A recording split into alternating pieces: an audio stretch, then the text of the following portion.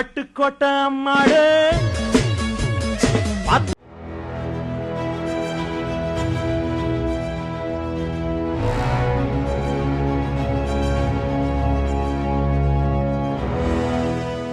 வேலூர் மாவட்டம் காட்பாடியில் திமுக பொதுச் செயலாளர் துரைமுருகனின் பேத்தியும் திமுக எம்பி கதிர் ஆனந்தின் மகளுமான செந்தாமரையின் திருமண விழாவில் திமுக ஊராட்சி ஒன்றிய குழு தலைவர் வேல்முருகன் ஏராளமான தங்க நகைகளை அணிந்து கொண்டு திரைப்பட பாடலுக்கு நடனமாடிய வீடியோ வெளியாகியுள்ளது.